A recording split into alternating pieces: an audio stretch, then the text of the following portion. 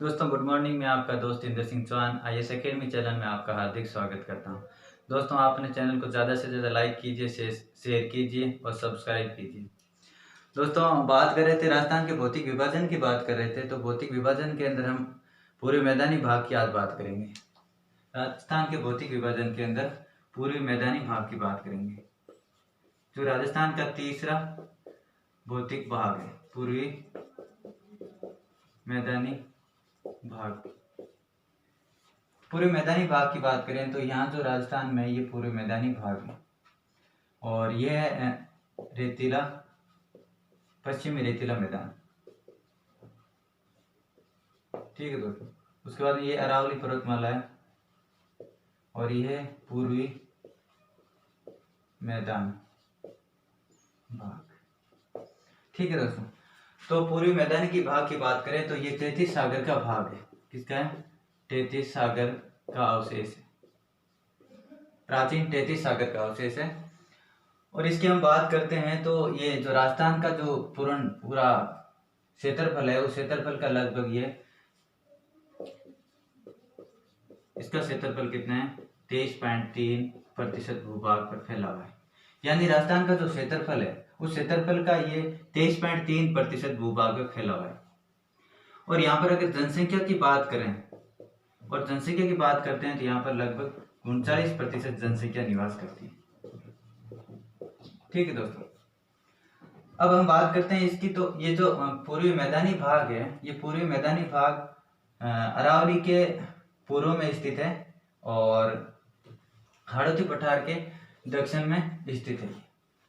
तो दोस्तों जो पूर्वी मैदानी भाग है, पूर्वी मैदानी भाग की जो विस्तार की बात करते हैं, विस्तार की बात यानी इसका जो राजस्थान में जो जयपुर, अलवर,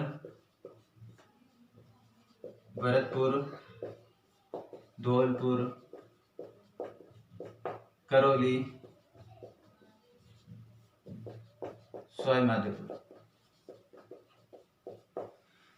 और बांसवाड़ा, प्रतापगढ़ जिले में फैला। इसका जो क्षेत्र है ये यहाँ से कुछ भाग आता है प्रतापगढ़ और बांसवाड़ा का, और उसके बाद में यहाँ करौली, धौलपुर, सवाईमाधोपुर, जयपुर, अलवर, भरतपुर और यहाँ पर जो टोंक और दौसा जिला है, यहाँ पर जो इस क्षेत्र में पूर्वी मैदानी भाग है। ठीक है दोस्तों। तो पूर्वी मैदानी भाग के अंतर्गत पूरे राजस्थान का क्षेत्रफल के कितने भूभाग पर फैला हुआ है? 23.3% भूभाग पर। और अगर जनसंख्या की बात करते हैं तो जनसंख्या यहाँ पर 39% निवास करती है। ठीक है दोस्तों। अब हम बात करते हैं कि इसके अंदर जो इसकी विशेषता के कुछ विशेषताएं हैं, उस विशेषता के बारे में बात करते हैं। तो ये जो पूरी मैदानी भाग है,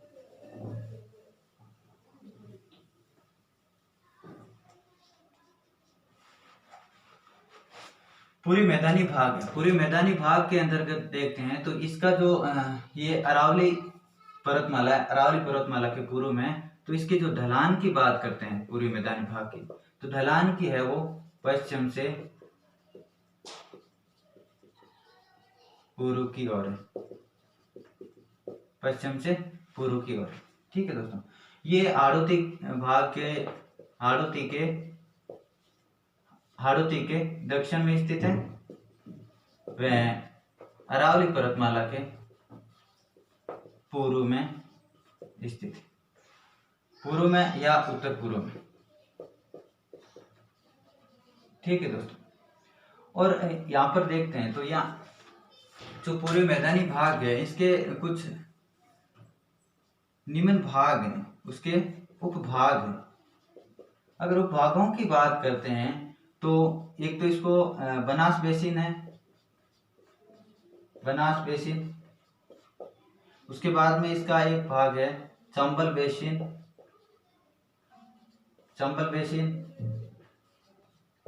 उसके बाद में अगर इसकी बात करें, चंबल बेसिन के बाद में अगर बात करते हैं तो महाई बेसिन कहलाता है। ठीक है दोस्तों। क्या कहते हैं? बनास बेसिन, चंबल बेसिन और महाई बेसिन के नाम से इनको भूभाग को विभाजित किया हुआ है, यानी उपभागों में विभाजित किया हुआ है। तो दोस्तों ये पूर्वी मैदानी भाग है, पूर्वी मैदानी भाग के जो नदियां हैं वो नदियां, सारी नदियां कहाँ गिरती है? बंगाल की खाड़ी में गिरती है। कहाँ पर? बंगाल की खाड़ी में। और दोस्तों जो इसकी एक नदी है, माही बेसिन नदी है, ये खंबात की खाड़ी में गिरती है, खंबात की खाड़ी। ठीक है दोस्तों, तो अब हम अलग अलग जो क्षेत्र है, इसके क्षेत्र के बारे में बात करते हैं। तो यहाँ का जो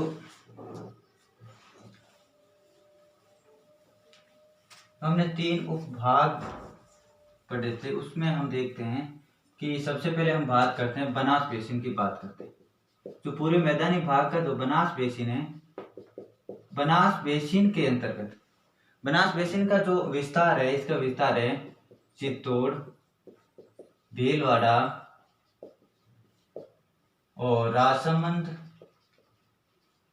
राजसमंद के बाद में ये टोंक, अजमेर होते हुए इसका जो विस्तार है वो सवाई माधोपुर तक है, सवाई माधोपुर तक।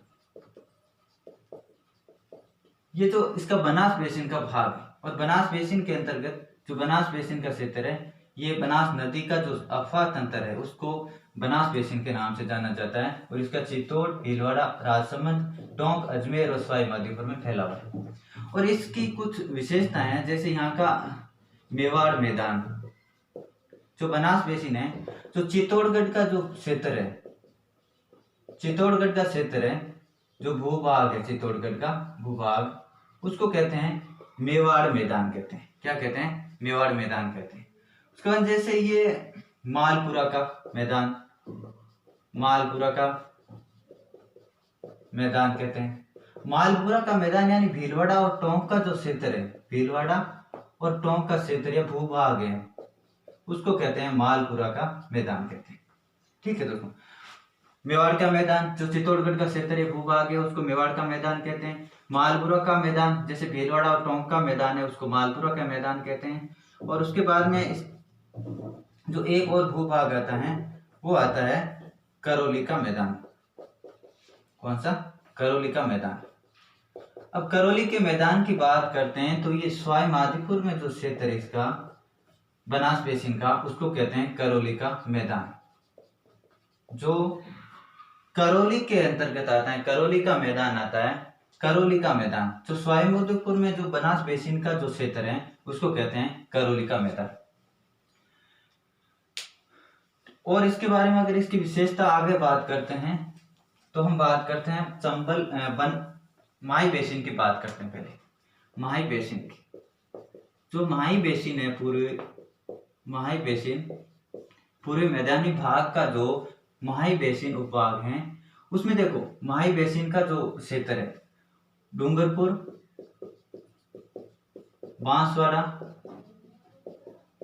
प्रतापगढ़, डूंगरपुर, बांसवाड़ा और प्रतापगढ़ का जो क्षेत्र है, यहाँ पर माही बेसिन पाई जाती है। और माही बेसिन है ये, इसके अंतर्गत जो कुछ प्रतापगढ़ और बांसवाड़ा का क्षेत्र है उसको कहते हैं छप्पन का मैदान।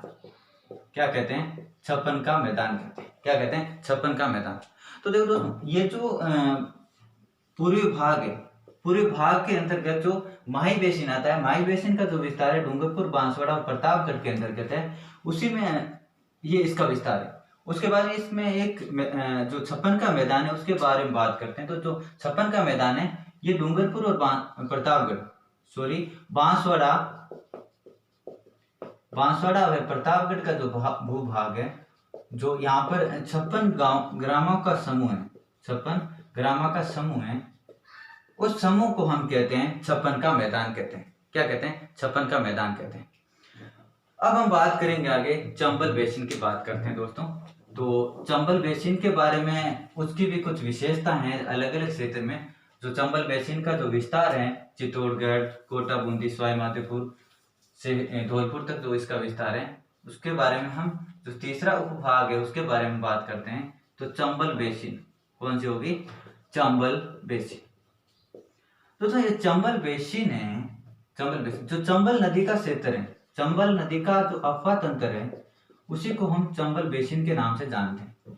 तो चंबल बेसिन का जो अफवाह क्षेत्र है, चंबल बेसिन का जो विस्तार है, उस विस्तार को देखते हैं तो ये चित्तौड़ चित्तौड़गढ़, कोटा, बूंदी और सवाई माधोपुर, धौलपुर। सवाई माधोपुर, धौलपुर का जो क्षेत्र है इसको कहते हैं चंबल बेसिन के नाम से जानते हैं। यानी जो इनका विस्तार है इसको कहते हैं चंबल बेसिन का विस्तार। ठीक है दोस्तों, चंबल बेसिन का विस्तार कहते हैं। तो चंबल का जो क्षेत्र है इसकी कुछ विशेषताएं हैं। चंबल बेसिन की विशेषताएं, कुछ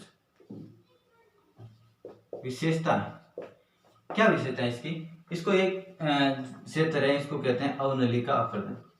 अवनलिका अपरदन, अवनलिका अपरदन। दूसरी इसकी विशेषता है उत्खात स्थल आकृति, उत्खात स्थल आकृति। ठीक है दोस्तों, उसके बाद में अगर बात करते हैं हम तो बीहड़ क्षेत्र, क्या कहते हैं? बीहड़ क्षेत्र। उसके बाद में इसका भाग है डांग क्षेत्र। ठीक है दोस्तों, तो अवनलिका अपरदन की हम बात करते हैं तो जो नदियों द्वारा, जो नदियां चलती है, नदियां द्वारा या जो नदी द्वारा या वायु द्वारा या हिमखंड द्वारा जो मिट्टी का एक स्थान से दूसरे स्थान पर जो चले जाना, यानी एक मिट्टी विस्तार से दूसरी जगह चले जाना, मिट्टी का जो विस्तार होता है, स्थानांतरण होता है, उसको कहते हैं अवनलिका अपरदन। अवनलिका अपरदन के बाद में उत्खात स्थल आकृति की बात करते हैं। तो ये जो होता है क्षेत्र, ये जो नदियों का अपवत अंतर है उससे थोड़ा गहरा भाग है, उस गहरे भाग की हम बात करते हैं। तो ये जो अवनलिका अपरदन का भाग है वो उत्खात स्थल आकृति से गहरा होता है। उसके बाद में अगर बात करते हैं बीहड़ की बात करते हैं, बीहड़ क्षेत्र की, बीहड़ क्षेत्र की बात करते हैं तो बीहड़ क्षेत्र का जो सर्वाधिक यहाँ पर अत्यधिक वनस्पति क्षेत्र है, अत्यधिक वनस्पति क्षेत्र बीहड़ में क्या है? अत्यधिक वनस्पति है। और जो यहाँ जो चंबल बेसिन है, यहाँ पर इसका जो बीहड़ क्षेत्र यहाँ सर्वाधिक अगर बात करते हैं तो सवाई माधोपुर के अंतर्गत बीहड़ क्षेत्र सर्वाधिक है। यहाँ पर क्षेत्रफल में देखें तो सवाई माधोपुर में, और संघन देखें, संघन तो ये कहाँ पर है? धौलपुर में। कहाँ पर स्थित है? धौलपुर। और डांग क्षेत्र की बात करें तो ये है सवाई माधोपुर, करौली, सवाई माधोपुर, करौली व धौलपुर का जो क्षेत्र है, ये क्षेत्र है वो डांग क्षेत्र है दोस्तों। ठीक है दोस्तों, तो ये जो हमने पूरे मैदानी भाग की बात की थी, इसके अंदर हमने इसकी विशेषता पढ़ी है। और आगे हम अगला भाग लेंगे, हाड़ौती का पठारी भाग लेंगे। तो दोस्तों, अपने चैनल को ज़्यादा से ज़्यादा लाइक कीजिए, सब्सक्राइब कीजिए और अपने दोस्तों के साथ शेयर कीजिए।